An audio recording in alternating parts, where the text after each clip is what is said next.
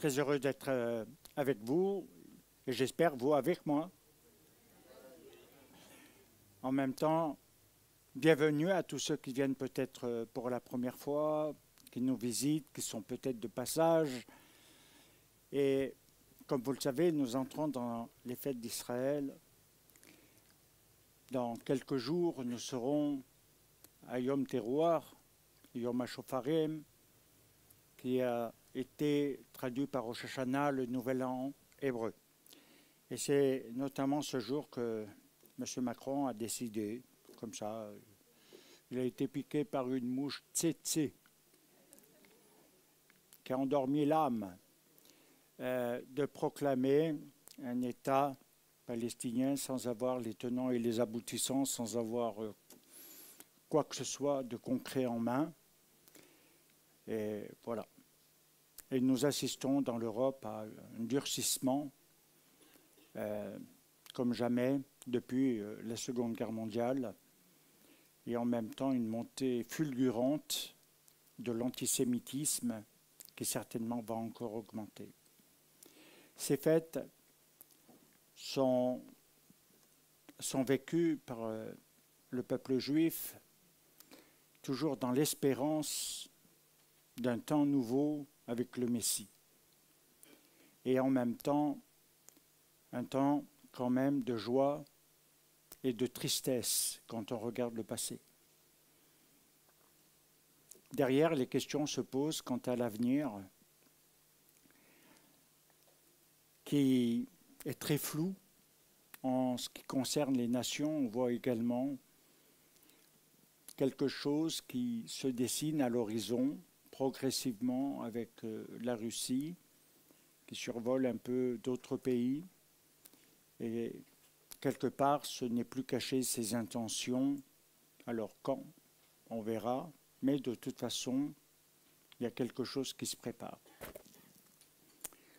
Donc j'espère que vous êtes prêts le 23 ou le 25 à partir.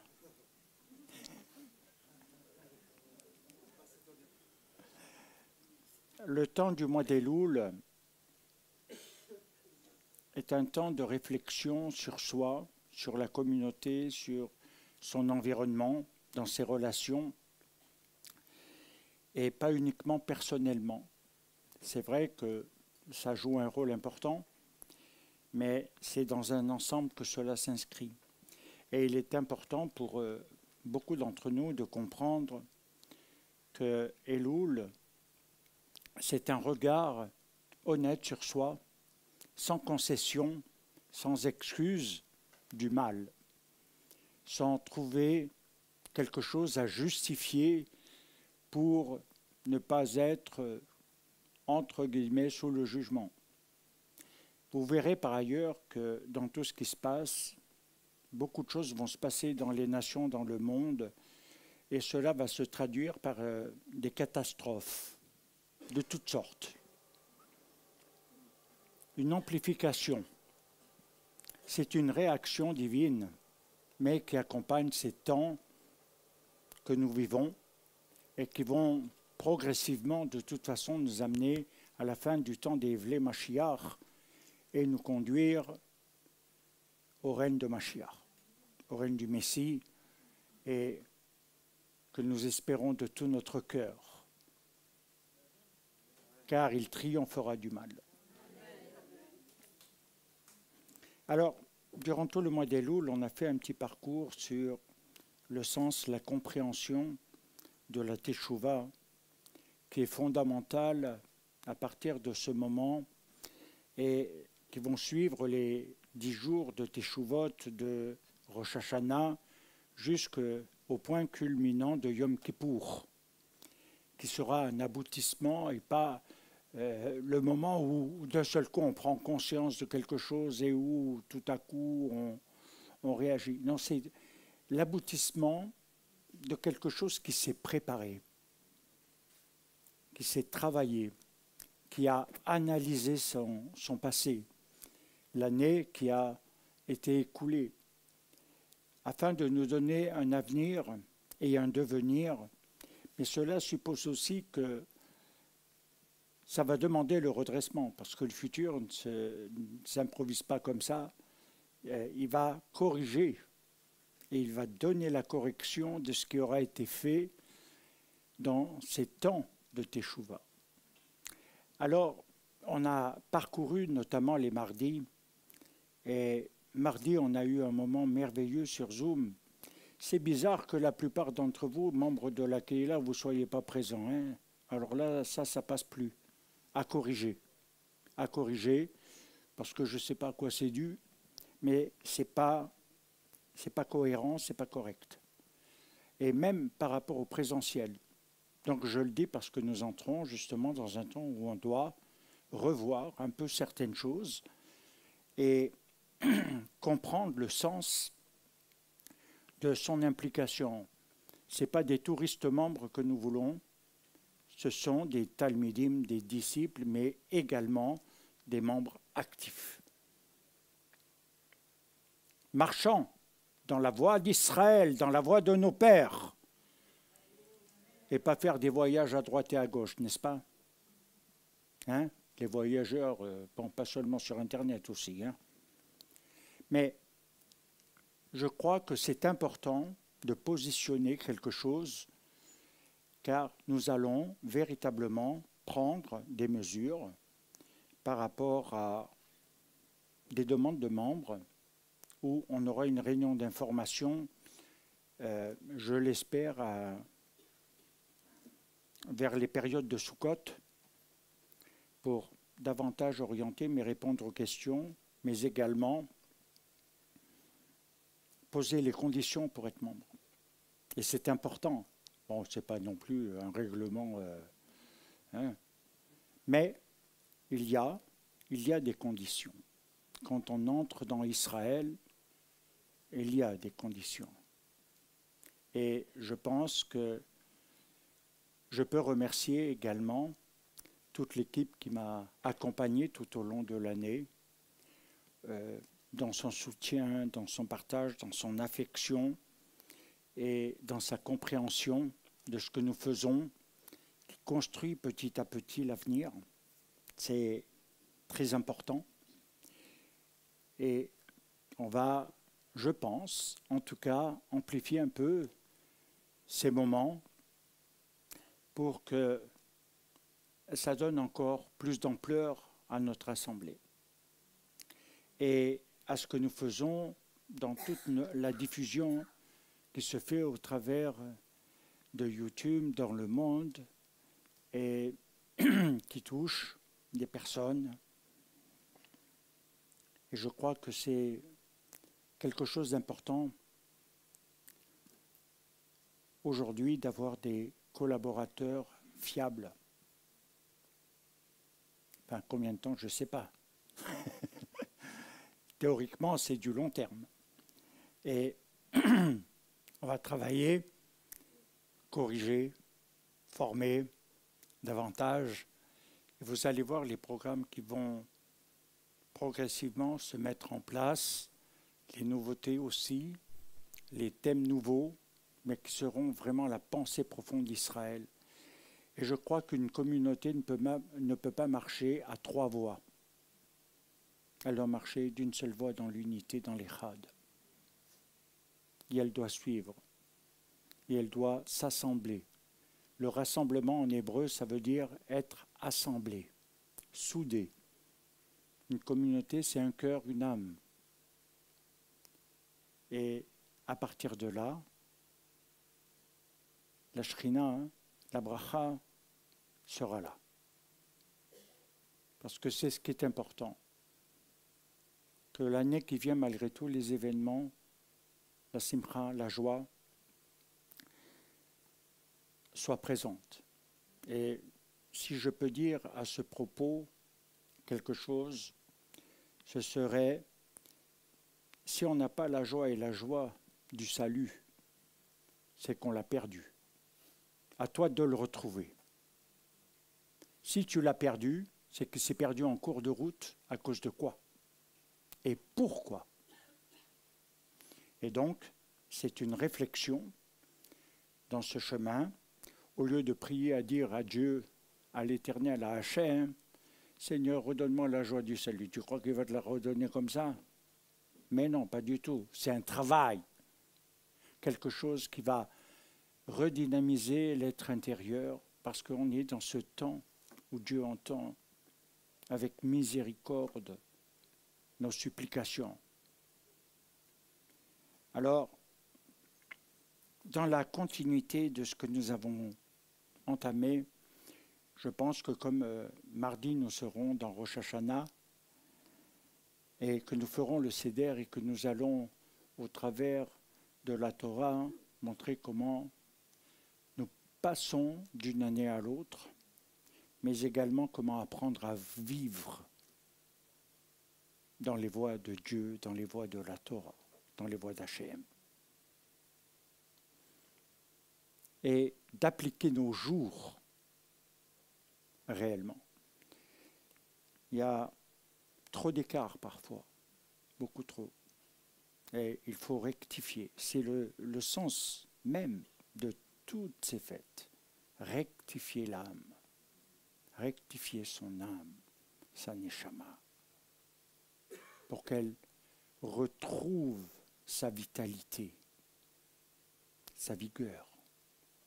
Alors cela ne peut pas se faire sans certaines choses, et dans ce que nous avons pu voir le mardi, que vous pouvez voir en rediffusion, qui ont été des temps forts, en tout cas où beaucoup ont été bénis.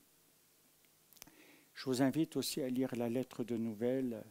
Alicia, elle est montée, mais Alicia a pris le relais pour la lettre de nouvelles. Elle met les pensées, elle met un tas de choses et elle informe. C'est magnifique, c'est formidable. Et je crois qu'il faut se tenir aussi informé.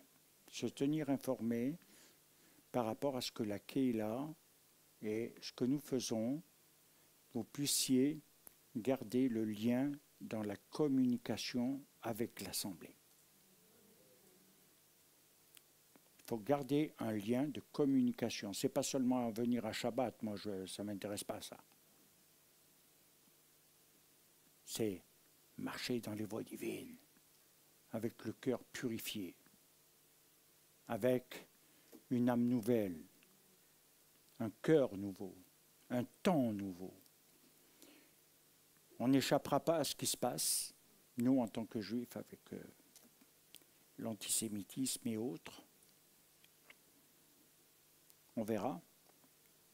Néanmoins, l'avodat Hashem doit grandir. Elle doit grandir et pas rétrécir, pas se diminuer pour les loisirs ou je ne sais quelle chose. Elle doit grandir, l'avodat Hashem. Alors, cette continuité, c'est tout simplement de découvrir, et vous pouvez noter le titre, la puissance de la repentance. On a vu le concept de la repentance, de la teshuva, qu'on dit en hébreu plus exactement tshuva. Mais pour la prononciation compréhensible des membres, on dit teshuva. Mais il faut bien comprendre que derrière le terme teshuva, tshuva, il y a beaucoup de choses. Comment revenir à Dieu? Si on doit revenir à Dieu, c'est que quelque part, on a pris un autre chemin, une autre voie, on s'est arrêté quelque part et on s'est éloigné de lui. Revenir, la tchouva, qui vient de chouva, c'est revenir. Et à Yom Kippour, justement, nous avons ce chant Avinu Malkeinu, fais-nous revenir. Fais-nous revenir. Pas nous attendons seulement que tu viennes me délivrer. Fais-nous revenir. Baruch Hashem. Et en même temps, dans cette étude, nous allons voir aussi qu'il y a la transgression et le transgresseur. Souvent, dans nos propos, nous parlerons de ce qui a enfreint la loi divine ou les non-conformités ou les choses comme cela. Alors, effectivement, il y a la transgression des commandements divins, même par rapport à ce que Dieu dit. Ce n'est pas obligatoirement que des commandements, des statuts, des lois. C'est aussi à ce que Dieu dit. Quant à Adam et Chava, hein, ils ont transgressé la parole de l'Éternel face à l'interdiction. Ils ont transgressé ce que Dieu a dit. Il n'y avait pas de loi, il n'y avait pas de règles, pas de commandements. Et c'est pourquoi il nous faut comprendre aussi le rôle du transgresseur. Et si on parle du transgresseur, il faut comprendre qu'il doit se libérer, détourner de tous les actes répréhensibles.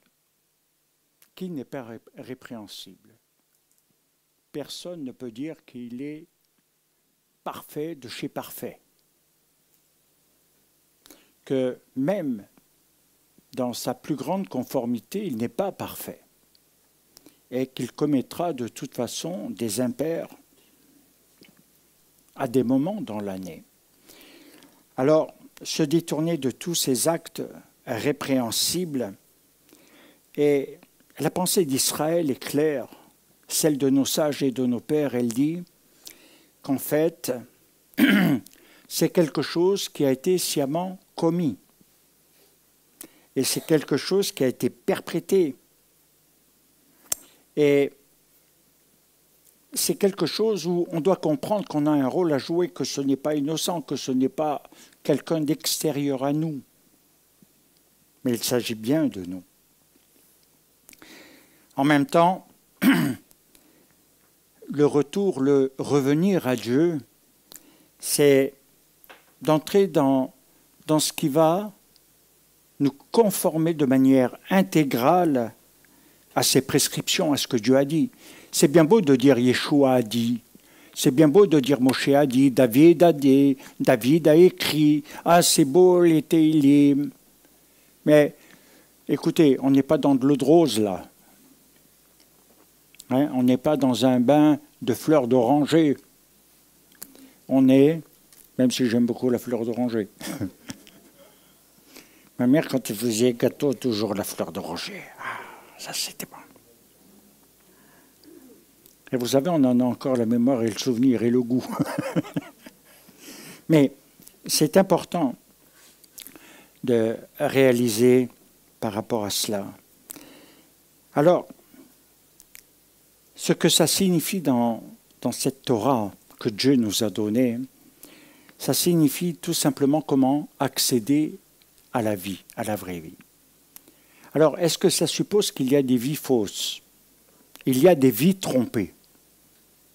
Trompées par le mal, trompées par toutes sortes de choses que l'on ne rectifie pas.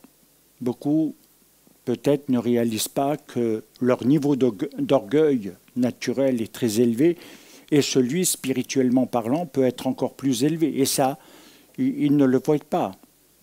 Et il faut quand même prendre conscience d'un certain nombre de choses. Accéder à la vie, ça suppose dans la Torah, comme il a été lu dans Nitzavim, il y a les chemins, les voies. C'est des choix. C'est des choix. Dieu n'oblige pas, Dieu ne va pas te taper dessus, Dieu ne va pas te punir et te condamner, mais il va t'arriver selon tes choix. Il se produira dans ta vie des événements selon tes choix. C'est tout. Et il faut le comprendre. C'est-à-dire qu'il y a un choix que tu ne connaîtras jamais. Si tu fais le bon choix, tu verras quelque chose de différent. Si tu fais le mauvais choix, tu subiras les choses, malheureusement, sans connaître l'autre voie. Ce que tu aurais pu vivre, ce que tu aurais pu acquérir. Et c'est peut-être là les regrets que parfois nous pouvons avoir. Alors, afin de ne pas subir la mort, vous savez que Yom Kippour est décisif parce que Dieu, dans tous ces temps de fête, a déterminé, a fixé pour les nations, principalement, dans son rapport avec Israël, ce qui se produira. Quand nous regardons les événements en arrière, les informations qui nous saoulent, qu'est-ce que nous voyons? Nous voyons un ensemble de choses qui s'est produit dans les nations, des catastrophes, des cyclones, des typhons, des dégâts, et des ceci et des cela.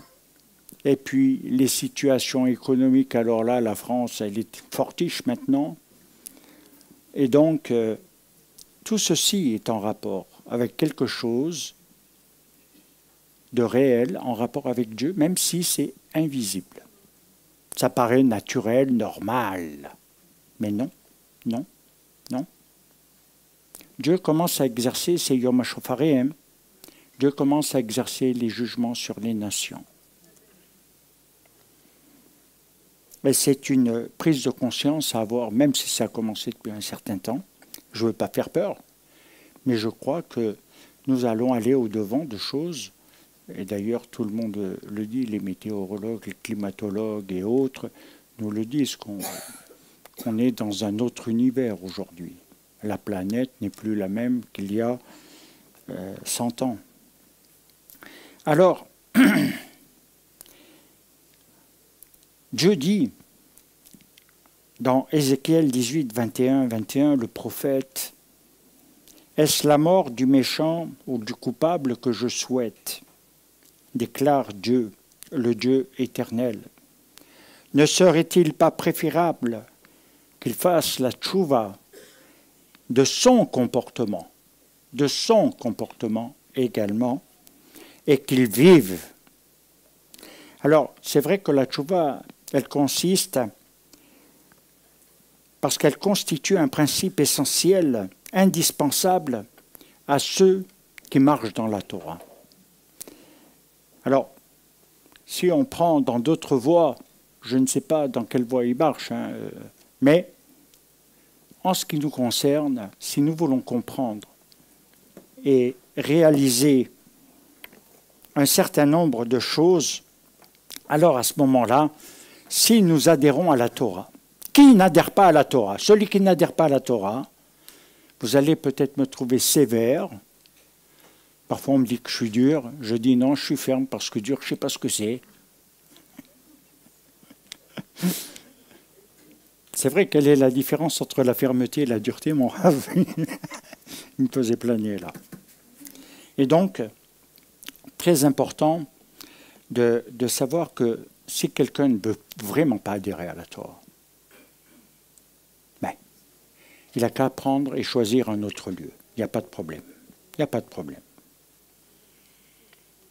Mais ne soyons pas à cloche-pied.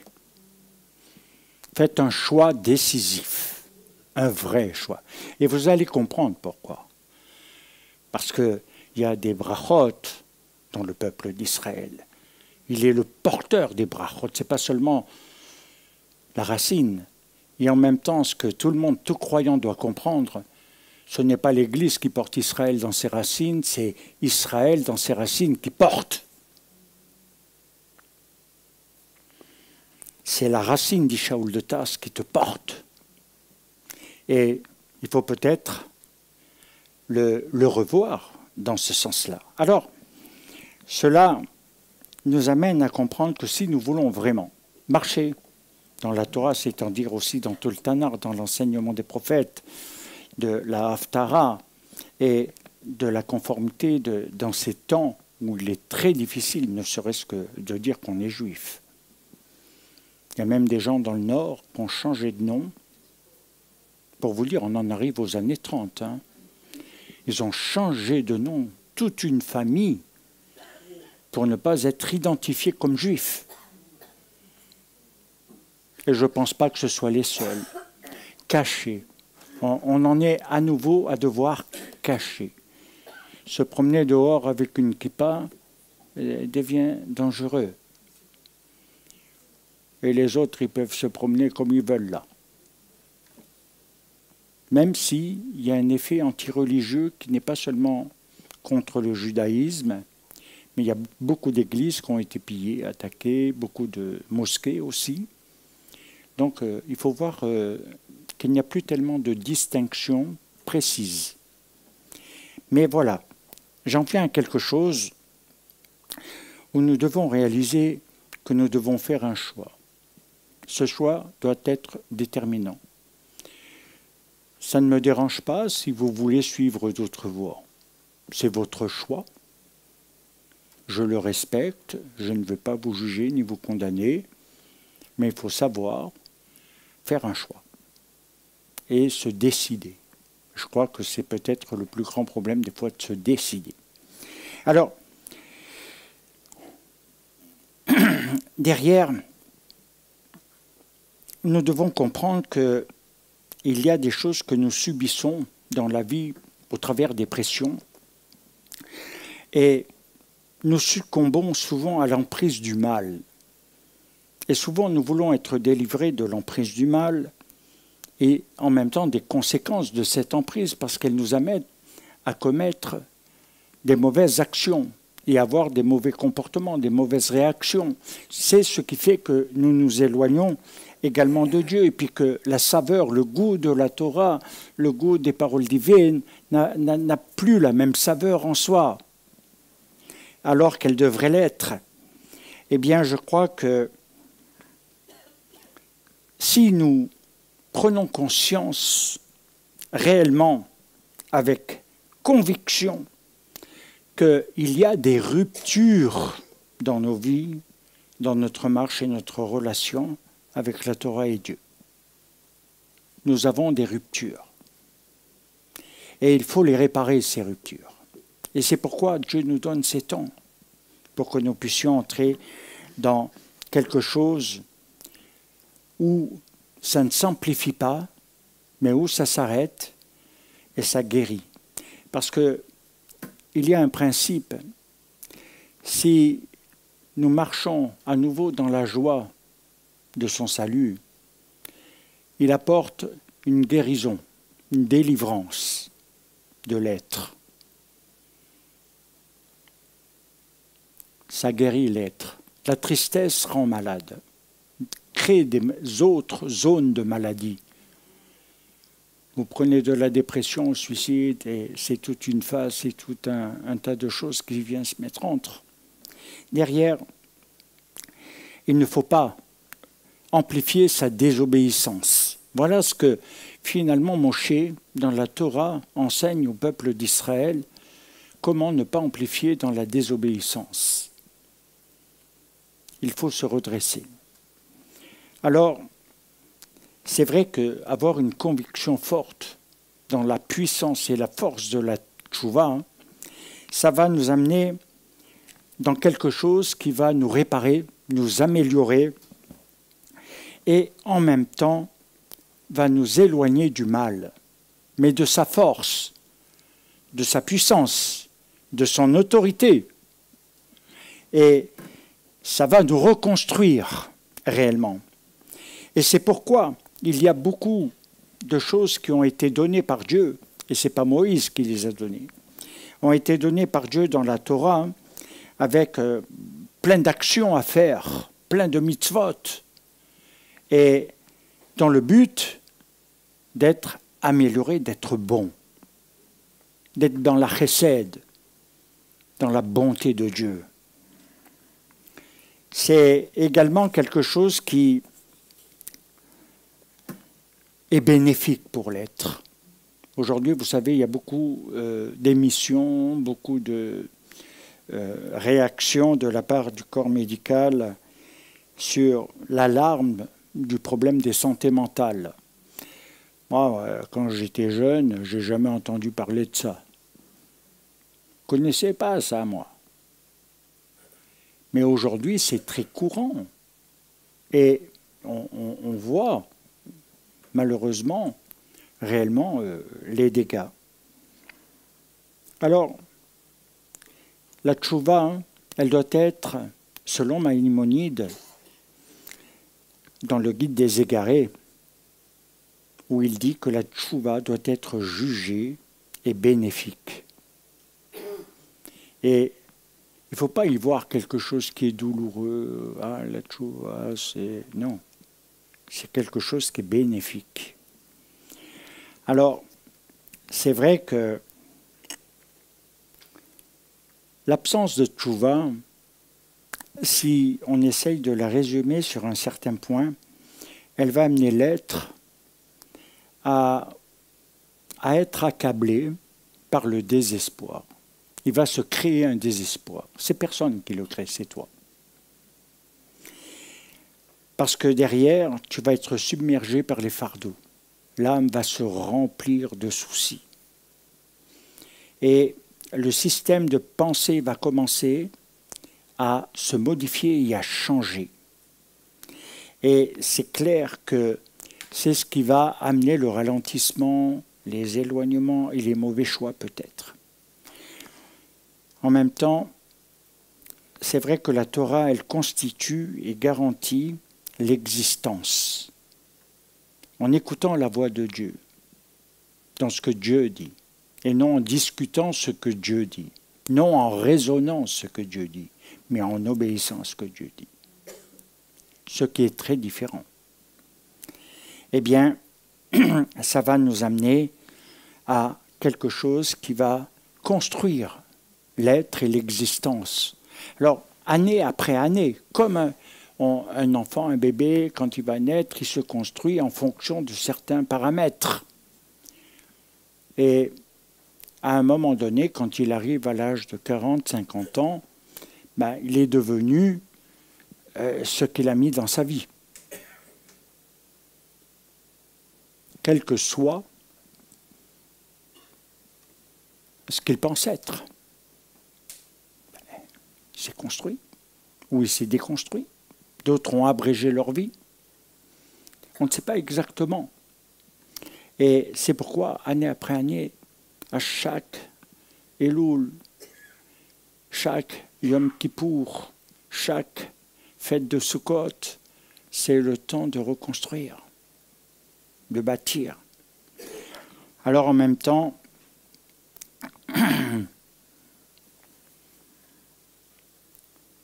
il est vrai que si c'est la force de la Teshuvah qui entre en nous, la compréhension, elle va annuler les mauvais décrets qui ont pesé sur nous, qui vont se concrétiser lors de Yom Kippour. C'est pourquoi Yom Kippour sera un temps de joie et pas un temps de pleurnichage. On peut regretter, nous, les séfarades, on se tape là, on se tape, pour vraiment ressentir aussi la douleur du mal que l'on a fait à Dieu, de nos erreurs, de nos écarts. Alors, certains peut-être vont penser que mais c'est du folklore. Tiens, fais-le pendant 1 heure, tape-toi 1 heure. Tu vas voir le folklore. Tu vas ressentir une douleur. Parce que le problème, c'est l'anesthésie du mal. L'anesthésie du mal. Plus de conscience du mal. Oh, c'est pas grave. Oh, bon, ouais, je suis comme ça. Bon, ben, oh, bon. Non. La conscience des choses. Alors en même temps, l'ensemble des enseignements de la Torah et de notre tradition d'ailleurs, elle va amener à comprendre que la tchouva ne constitue pas seulement une mitzvah, c'est-à-dire qu'elle n'obéit pas obligatoirement à l'un des 613 commandements. Elle est indépendante. Ah, voilà quelque chose d'intéressant pour un rave.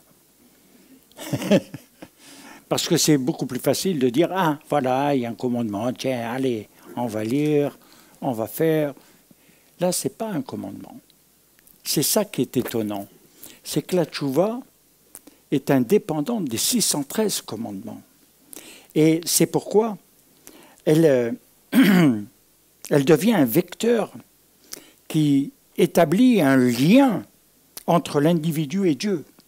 Parce que là, ce n'est plus simplement quelque chose à faire ou à ne pas faire. C'est à établir un lien avec Dieu, ou pas. Et derrière, c'est le socle d'Israël. Quand on prend vraiment la pensée profonde de tous nos rabbanim dans l'histoire, c'est le socle. chaque fois qu'Israël est revenu. Et vous savez, avec ce qui se passe à l'heure actuelle et les sanctions,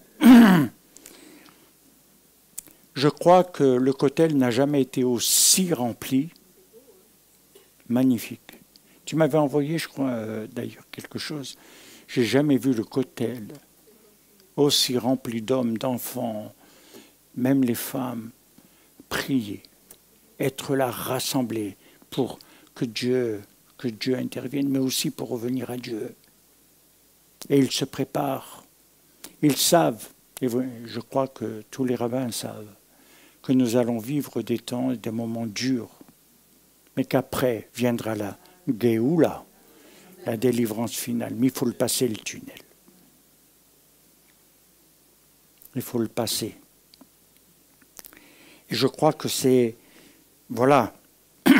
Maintenant, si nous essayons de comprendre une chose qui va toucher la miséricorde divine dans la tchouva, c'est Dieu qui se surpasse dans son amour et aucune transgression ne pourra ne pas être pardonnée si on fait une vraie tchouva, quelle que soit la transgression.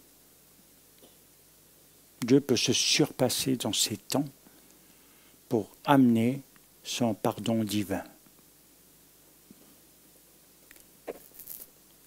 Et ça, c'est très important. Vous savez pourquoi? Combien de gens j'ai eu en face de moi qui ne se pardonnent pas? Même des petites choses, des fois des banalités. Parce qu'ils n'ont pas réalisé comment faire la tchouva et n'ont peut-être pas compris ni réalisé, expérimenté cet amour profond de Dieu qui est capable d'effacer tout le mal, toute la culpabilité, tout ce qui a été fait. Demander pardon, c'est un art. Demander pardon à Dieu, pardon. C'est un art. C'est pas pardonne-moi mes banalités, puis je recommence. Non, c'est un cœur contrit, un cœur brisé. C'est la conscience de quelque chose. On rétablit un lien avec lui. En même temps, il y a une deuxième phase. Il y a les transgressions et le poids du passé. Le poids du passé qui s'alourdit parce que le mal augmente, parce que le désespoir amène à commettre de plus en plus d'erreurs, à faire de plus en plus de mauvais choix, à avoir de moins en moins le bon comportement, celui qui conviendrait. Et on n'arrive plus à rattraper, et on ne sait plus comment le rattraper. Alors on dit, on vit avec. Et puis voilà, ça fonctionne comme ça, c'est tout. Il nous faut réaliser que le poids du passé peut devenir un très lourd fardeau dans une vie. D'autant plus qu'il y a des choses qui sont liées à des non-dits, non avoués, non reconnus, qui sont malheureusement camouflés dans l'âme. Et la tchouva fait en sorte que l'on ne va pas rester dans cette ombre, mais qu'on va venir à sa lumière, à la lumière de la vie. Et derrière, c'est clair que le vrai sens du message de Yeshua, quand il dit « faites la tchouva quand Malchut est proche », il est à venir. Et pourquoi il dit ça? Pourquoi? À un moment donné, je me suis posé aussi la question, quand j'ai fait de la théologie, pourquoi on posait toujours la question de la nouvelle naissance? Moi, je ne comprenais rien à ça. D'ailleurs, j'ai eu un 0. Et ils m'ont dit, qu'est-ce qu'il fait là, lui? Moi, j'ai dit, je ne comprends pas ton truc. Moi, en hébreu, c'est autre chose. Je suis juif, moi. Et donc, c'était tellement pas clair que je me suis demandé à quoi ça correspondait. Il faut voir derrière que dans la tchouva, il y a une chose extraordinaire que Dieu nous donne, c'est qu'elle est vraiment le symbole de la régénération dans une renaissance. D'où le fait qu'on peut dire après naître de nouveau. Mais il faut cette phase. Il n'y a pas de régénération et de renaissance ou de nouvelle naissance sans ça. Ce n'est pas une croyance intellectuelle. Ce n'est pas une conviction biblique. Ça n'a rien à voir. C'est une expérience, c'est quelque chose que l'on met en pratique. Alors, c'est clair que devenir quelqu'un de nouveau est fondamental. Moi, je vous pose la question, qu'est-ce que tu veux être? Quelqu'un de nouveau ou quelqu'un qui reste dans son ancienneté? Moi, je ne peux pas répondre à ta place. Moi, je sais ce que je veux. Même si je sais que je me rapproche de plus en plus d'un âge certain. Mais, néanmoins, que veux-tu? C'est pourquoi, lorsque nous commençons à comprendre le sens même de la rectification qui est associée, vous voulez, et nous voulons, et je souhaite, et je veux, et je le veux vraiment de tout mon cœur. Quelque chose qui élève nos niveaux. Parce que si le lien est rétabli avec Dieu, si les choses deviennent limpides, alors à ce moment-là, son oreille ne sera pas trop dure pour nous entendre. Comme je le disais dernièrement, ce sont nos crimes, nos péchés qui nous voilent sa face. En hébreu, il dit « Où je détourne mes faces de tes faces, de panim al panim ». Il n'y a plus de regard, il n'y a plus de visibilité entre toi et moi. Il y a un espace où on est nuque contre nuque. Et c'est ce qui veut dire que Dieu continue là, toi tu continues là, et c'est ce qui fait l'éloignement. Mais si tu reviens, alors Dieu tourne sa face. Sa miséricorde est prête à s'exercer. Et à ce moment-là, si toi tu reviens, tu remets ta face dans sa face. Tu te retournes. Et à ce moment-là, dans ta marche, tu te rapproches. Tu te rapproches, tu te rapproches.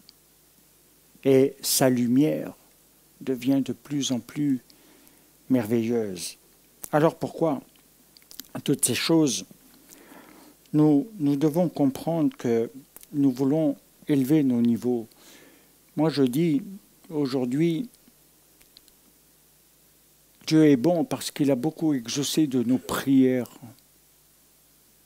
Et en même temps, il y en a tellement qui restent sans réponse.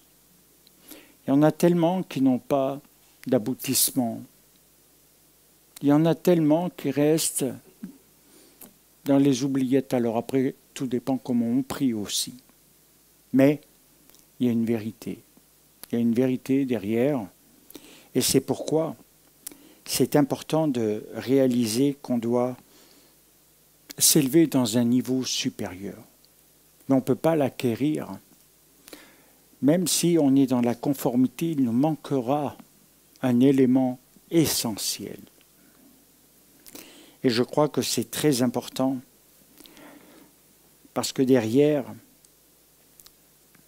le processus que mène le péché, si l'on veut parler comme ça, même s'il est quelque part temporel, mais on peut le prolonger dans sa temporalité. Alors derrière, on doit voir que on doit réadopter dans ce temps une attitude positive. Une attitude positive. Alors, en même temps, il ne faut pas aggraver les problèmes. Il ne faut pas aggraver les problèmes. Et il ne faut pas que les problèmes s'aggravent, bien-aimés.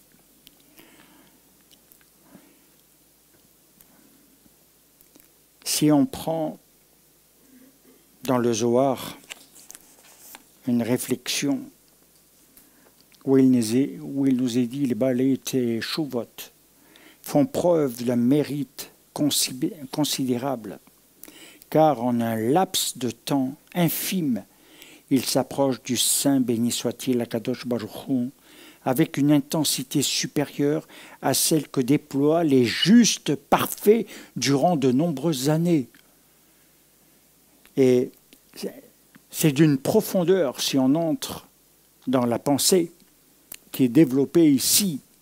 Ça veut dire que je peux me considérer déjà comme un propre juge. Je fais déjà ce qui est juste, ce qui n'est pas trop mal, ce qui est bien.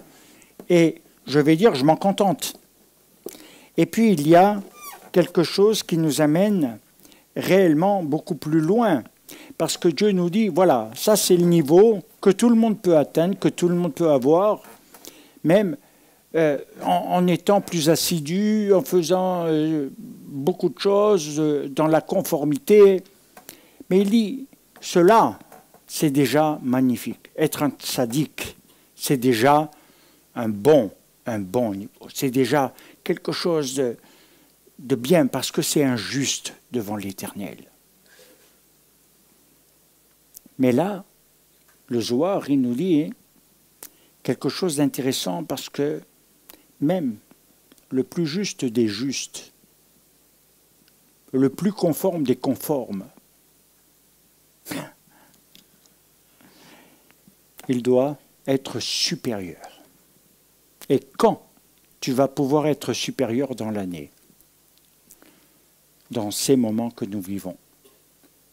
Dans ces moments de retour à Dieu, de conscience de son éloignement, de ses fautes, de ses manquements, de ses mauvais comportements, de ses mauvais agissements.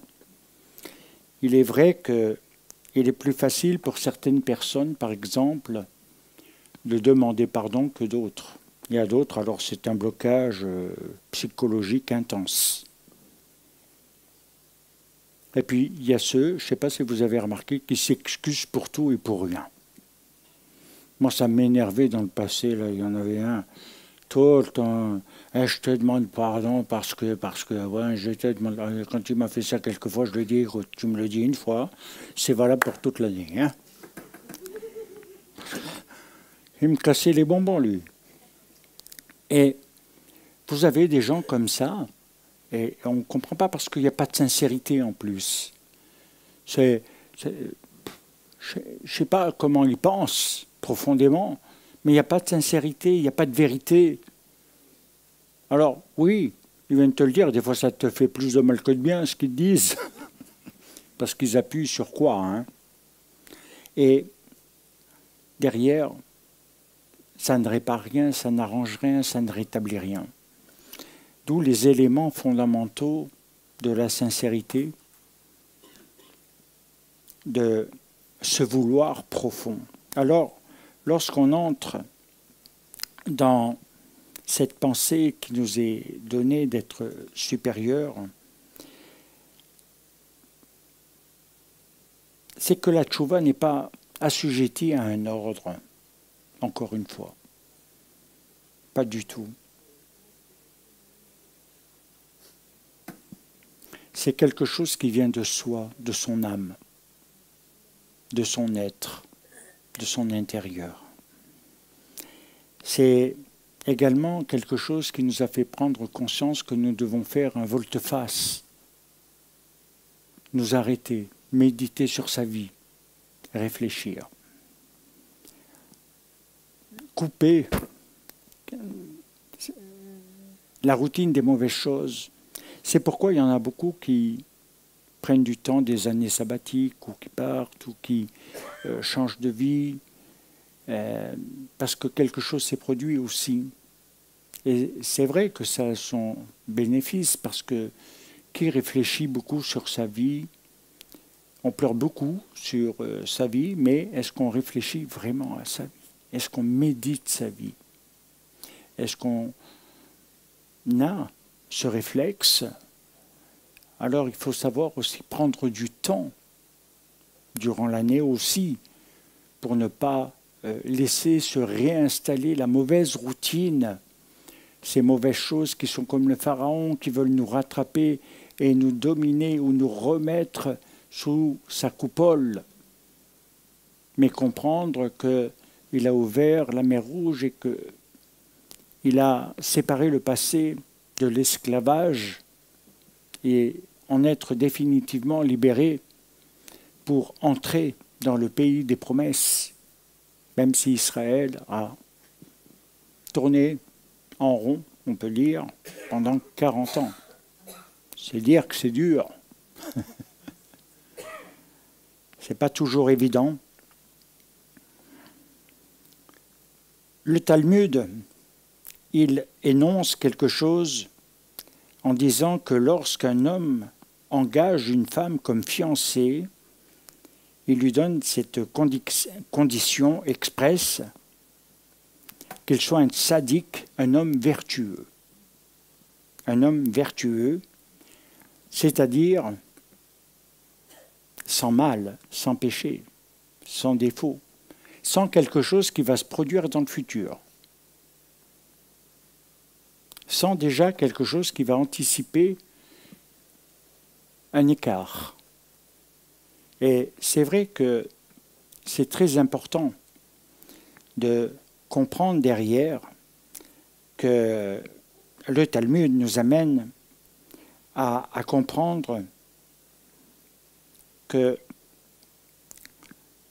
quand on s'engage dans le mariage, c'est pas simplement pour faire bisous bisous. On a 39 ans de mariage, l'année prochaine 40, bisous bisous, on en fait toujours des bisous bisous. Mais c'est plus la même relation. C'est très différent. Et en même temps, moi je me souviens toujours de ce que ma femme disait. Elle voulait un homme qui marche selon les voies de Dieu et qui serve Dieu. Moi, qu'est-ce que je demandais? Une femme qui soit jolie. Non. Est-ce que j'ai demandé une femme qui ait beaucoup de fric? Non. Est-ce que j'ai demandé ça? Non. J'ai pris ce que Dieu m'a donné, mais dans le bon sens du terme, parce que derrière, il fallait une femme qui puisse suivre les voies de l'Éternel derrière et être l'appui nécessaire. Et en même temps, marcher dans cette voie vertueuse. Il y a tellement de choses différentes aujourd'hui dans les concepts. Mais je crois que ça, c'est quelque chose d'important. Alors, bien sûr que le Talmud nous dit ceci, parce que dans tous ces temps que nous allons vivre, c'est aussi la compréhension, et je le mets dans le dernier guide que je suis en train de finaliser, c'est la compréhension du temps des fiançailles avec Dieu aussi. C'est un temps, on parle du Khatan et de la Kala. Hein. Et dans ce temps, eh bien, il y a ces fiançailles qui sont considérées comme valides, même si l'homme était connu pour quelque chose de pas très clean, mais il doit le devenir. Et c'est pour donner le sens aussi de la teshuva. On n'est pas clean, mais on doit devenir clean. Alors, derrière, c'est vrai que le changement est possible, bien-aimé. Votre vie peut être transformée. Votre vie peut être complètement différente. Ça dépend des ingrédients que vous mettez à l'intérieur de vous pour réussir votre vie. Alors bien sûr que ça ne va pas éliminer les problèmes, que ça ne va pas éliminer comme ça du jour au lendemain si vous avez des dettes, non. Mais Dieu va vous aider à pouvoir sortir de tous les méandres. Et c'est une réalité. Alors en même temps, atteindre des sommets les plus élevés dans la Teshuvah, pas seulement le niveau basique. Je te demande pardon, je m'excuse auprès des uns des autres, voilà. J'ai fait mon devoir, j'ai pleuré un peu, j'ai un peu ci et ça, mais bon, après on oublie. Il y a quelque chose qui va être plus élevé. Alors c'est vrai que derrière, ça nous amène à comprendre ce qui est en relation avec son cœur, le niveau émotionnel, affectif, qui détermine beaucoup de choses dans les comportements. Dans les pensées, c'est vrai, mais aussi dans les comportements. Et je vous invite vraiment à pouvoir entrer dans quelque chose où je sais pertinemment que de toute façon, les uns et les autres, on a peut-être passé par là des moments où il a été plus que difficile, en fonction de certaines situations ou personnes, de pardonner. Le plus gros blocage que peut avoir l'être est lié au pardon. Qui dois-je pardonner? Mais qu'est-ce que je ne pardonne pas? Pose-toi la question. Qu'est-ce que je ne pardonne pas? Ou qu'est-ce que je ne peux pas pardonner? Qu'est-ce que je ne veux pas pardonner finalement? Parce que je vais mettre derrière toutes sortes de barrières, d'excuses, qui, à mon sens, comme je suis le critère, vont être valides. Mais devant l'Éternel, elles ne sont pas valides. Et elles nous enchaînent à nouveau pour l'année d'après. Elles bloquent notre âme. Elle va bloquer notre vie. Elle va amener davantage de répercussions. Et avec le temps,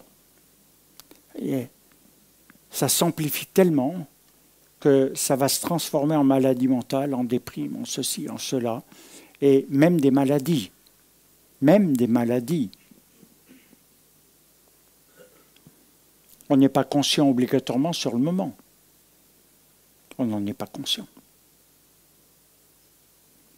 On a fait une étude, enfin des études, où on a montré quel est le sens de la maladie dans la Torah. Pourquoi la maladie? Qu'est-ce que c'est la maladie? Qu'est-ce que c'est? Et on a vu que dans la Torah, tout est en rapport avec quelque chose qui désobéit à quelque chose, conduit au dysfonctionnement. On a vu dernièrement que dans nos cellules, il doit y avoir un équilibre qui est lié à la création divine. Et derrière, si une seule cellule ne répond pas correctement, elle crée le dysfonctionnement et elle crée une maladie quelque part. Si un seul membre dans une communauté n'accomplit pas correctement la Teshuvah, il rend le corps malade pour l'année d'après. Or, nous prions pour la guérison, nous prions pour que Dieu bénisse, pour que Dieu agisse, pour que Dieu puisse répandre encore plus sa force. C'est des chemins qu'il nous faut prendre. Et c'est vrai que quand on entre dans le dérèglement du cœur, c'est-à-dire qu'il ne fonctionne pas selon les émotions de la Torah, selon Dieu. Et derrière,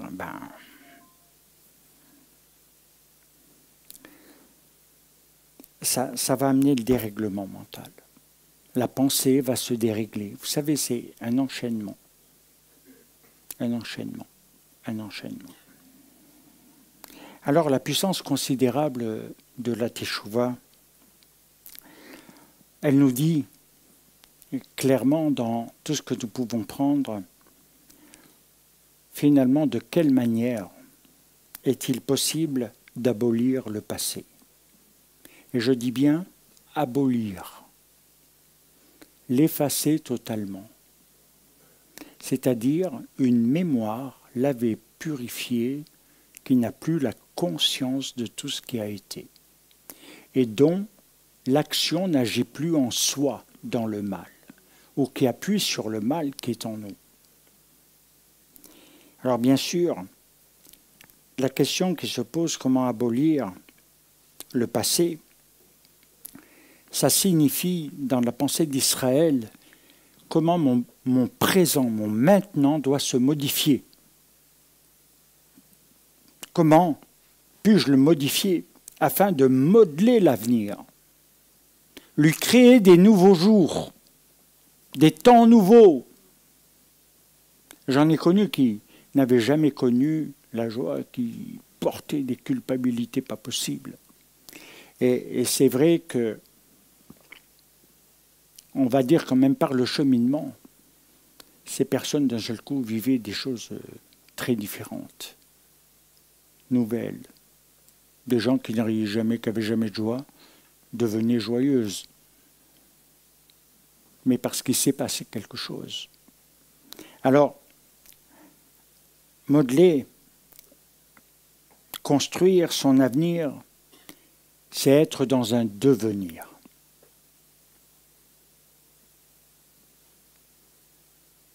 Que veux-tu devenir? Que veux-tu être?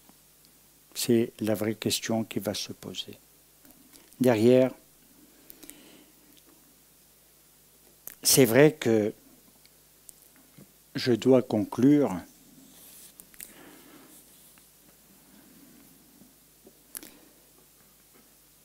ce que Dieu nous fait comprendre au travers de l'enseignement de Yeshua Mashiach, c'est que la véritable Teshuvah se trouve dans le cœur. Elle n'est pas dans l'intellect.